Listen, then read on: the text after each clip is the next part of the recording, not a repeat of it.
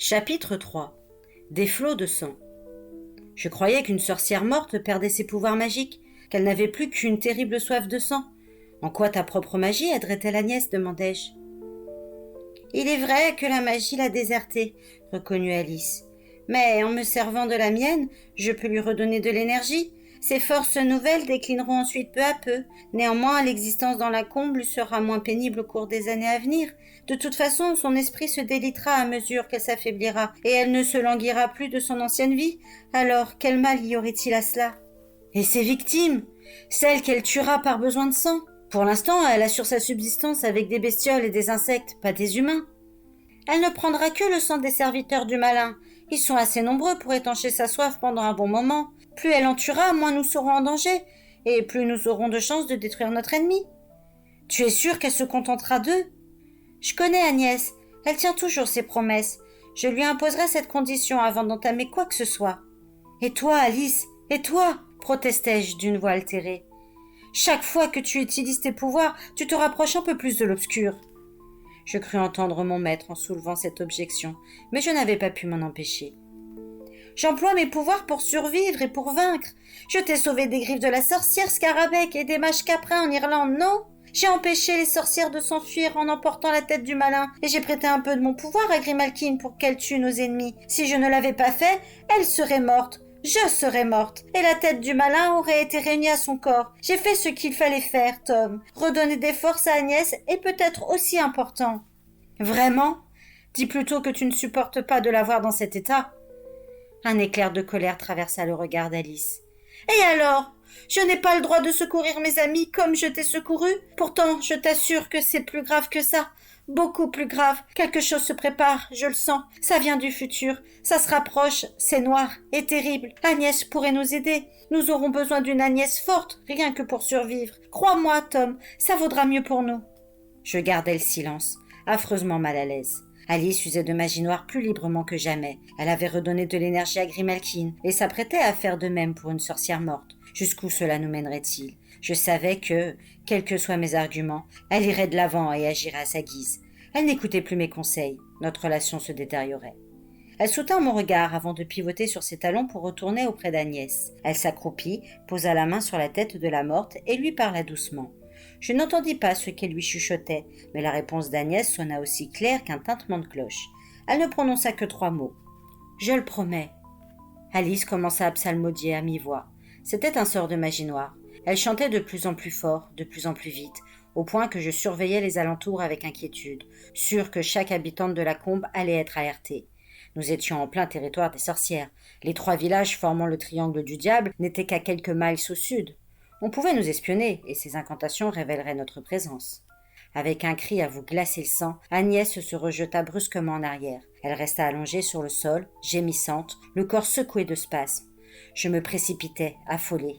Étaient-ce les effets du sortilège? Elle se sentira mieux dans quelques minutes, me rassura Alice. C'est douloureux, tant la magie est puissante, mais je l'avais prévenue. Elle avait accepté. Agnès est brave, elle l'a toujours été. Agnès finit par se calmer et se mit à 4 pattes. Elle toussa et haleta un moment. Puis, sautant sur ses pieds, elle nous sourit et je retrouvai fugacement un peu de la femme que j'avais connue. En dépit de son visage sale et de ses vêtements tachés de terre et de sang, elle semblait avoir retrouvé confiance. Il y avait cependant au fond de ses yeux une lueur avide que je n'avais jamais perçue chez l'Agnès d'autrefois. « J'ai soif, » dit-elle en regardant autour d'elle avec une intensité effrayante. « Il me faut du sang, des flots de sang. » Nous reprîmes la route du sud. Alice allait en tête, Agnès sur ses talons. Je fermai la marche. Je ne cessais de surveiller les alentours et de me retourner, m'attendant à tout instant à une attaque. Des sorcières alliées aux malins pouvaient nous suivre ou guetter notre approche. En dépit de sa triste situation, leur affreux maître conservait le pouvoir de communiquer avec elle. Il profiterait de la première occasion pour nous faire capturer, et Pendle était le pire endroit où se trouver. Nous avancions à bonne allure. Agnès, qui un peu plus tôt rampait avec difficulté, marchait maintenant au même pas qu'Alice. La lune ne tarderait pas à se lever. Nous devions atteindre le tunnel conduisant au sous-sol de la tour avant que sa lumière ne révèle notre présence à tout le voisinage. Je pensais à Slake, la lamia survivante. Où en était sa transformation en créature ailée? Peut-être avait-elle perdu l'usage de la parole, ce qui ne me permettrait pas de l'interroger. Or, je devais découvrir le plus tôt possible la nature des objets sacrés. J'espérais aussi entrer en communication avec ma mère, d'une façon ou d'une autre. Nous suivîmes bientôt la lisière du bois des corbeaux. L'entrée de la galerie menant à la tour était toute proche, dissimulée par les taillis touffus qui avaient envahi un ancien cimetière. On y pénétrait en traversant un sépulcre, construit pour les défunts d'une riche famille. Leurs ossements y reposaient encore, alors que les autres tombes avaient été vidées au temps où le cimetière avait été désaffecté. Soudain, Alice fit halte, la main levée en signe d'avertissement. Je ne voyais que quelques pierres tombales au milieu des ronciers, mais je l'entendis renifler à 3 reprises. « Il y a des sorcières en embuscade un peu plus loin, » déclara-t-elle. « Elles ont dû nous voir venir par scrutation. »« Combien ?» demandai-je en préparant mon bâton. « Elles ne sont que 3, mais dès qu'elles auront flairé notre présence, elles en appelleront d'autres. »« Autant qu'elles meurent vite, » déclara Agnès. « Je m'en occupe. » Sans nous laisser le temps de réagir, elle s'élança à travers les buissons et surgit dans l'espace dégagé devant le sépulcre. Les sorcières possèdent à des degrés divers le don du long flair, permettant de mesurer l'approche du danger. Alice excelle à cet exercice, tandis que d'autres se montrent moins habiles.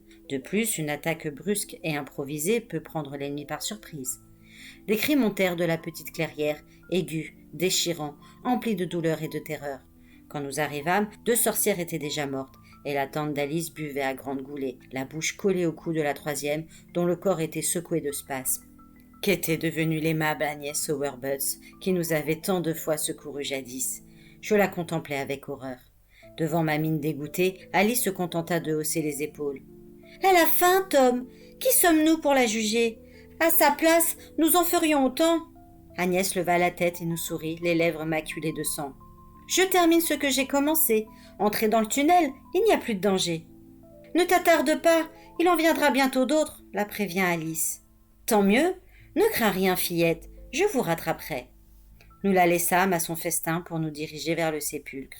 Il était à peu près tel que je l'avais vu à mon dernier passage, 2 ans auparavant. Le sycomore qui avait traversé la toiture était simplement un peu plus haut, le feuillage qui s'étendait au-dessus de cette demeure des morts plus large et son ombre plus dense. Alice sortit de sa poche un morceau de chandelle. Quand nous pénétrâmes dans le tombeau, la flamme de la bougie donna vie à l'obscurité, révélant les toiles d'araignée qui recouvraient les sarcophages et le trou noir qui marquait l'entrée du tunnel. Alice s'y introduisit la première et je la suivis. Après que nous eûmes rampé quelques instants, le passage s'élargit. Nous pûmes nous redresser et avancer plus rapidement. Nous fîmes halte 2 fois, le temps qu'Alice renifle un éventuel danger. Puis nous longeâmes le lac souterrain, autrefois gardé par l'Antrige, le corps sans yeux d'un marin noyé ensorcelé par magie noire. Il avait été détruit par une des lamias, et les débris du cadavre s'étaient depuis longtemps enfoncés dans la vase. Seule une fade odeur vaguement écœurante témoignait encore de l'horreur que ces lieux avaient recelée. Nous arrivâmes bientôt devant la grille fermant les souterrains. Nous passâmes devant l'enfilade de cachots humides, dont certains étaient occupés par les squelettes de gens torturés par le clan Malkin. Aucun esprit n'errait plus par ici. Lors de sa visite à la tour, mon maître avait déployé une grande énergie pour les envoyer vers la lumière. Nous pénétrâmes enfin dans la vaste salle ronde où se dressait le pilier couvert de chênes. Il y en avait 13, et à chacune était suspendu un animal mort, des rats, des lapins, un chat, un chien et 2 blaireaux. Je me souvins de leur sang goûtant dans un seau rouillé. À présent, le récipient était vide, et les petits cadavres pendaient, desséchés et racornis. « Grimalkin dit que les Lamiens ont créé cette potence pour célébrer un culte, » me chuchota Alice, « comme une offrande à ta mère. » J'approuvais de la tête. L'épouvantaire et moi avions découvert la raison de cette mise en scène. Maintenant, je le savais. J'étais affrontée à des choses qui n'avaient rien à voir avec la femme chaleureuse dont je me souvenais. Maman avait vécu une vie dépassant de beaucoup la longévité humaine, et l'époque passée à la ferme en épouse aimante et mère de 7 fils n'en avait représenté qu'un bref épisode. Elle avait été la première Lamia, elle avait commis des actes auxquels je préférais ne pas penser. C'est pourquoi je n'avais jamais révélé à mon maître sa véritable identité. Je ne pouvais supporter l'idée que, apprenant ce qu'elle avait fait, il ait mauvaise opinion d'elle.